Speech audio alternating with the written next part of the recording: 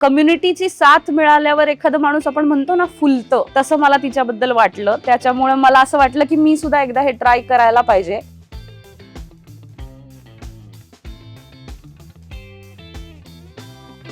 मी पोलीसमध्ये आहे.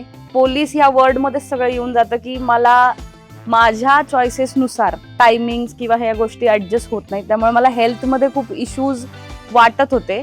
आणि जसं मला आठवतं, मी वयाच्या 14व्या-15व्या वर्षीपासून ओबीज आहे, म्हणजे जाड आहे. मी आता माझं 4 वर्षापूर्वी लग्न झालं. लग्न झाल्यानंतर पण एक जजमेंटल सगळ्यांची नजर मला जाणवायला लागली की त्यामुळे मग मी माझ्या घरामध्येच माझी आई या क्लबला येते आणि तिच्यामध्ये झालेला बदल मला खूप प्रकर्षाने जाणवला. आता मला पोलीस खात्यात 9 वर्ष झाली. मी 9 वर्षात कधीच ब्रेकफास्टच नाही केला. कुठं ना कुठेतरी जायचं असतं, कुठेतरी पोचायचं असतं, टाइम लिमिट असती आणि गेल्यानंतर येणार कधी आहे ह्याचं टायमिंग कधीच फिक्स नसतं. त्यामुळे मी ब्रेकफास्ट कधी करत नव्हते.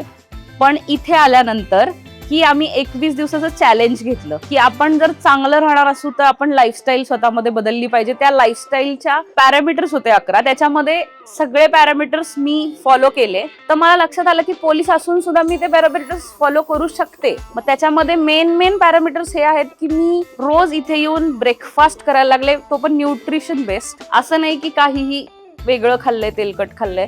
मी एवढी म्हणजे मूडी आहे ना की मला वाटलं ट्रेकला जायचं तर मी जाते.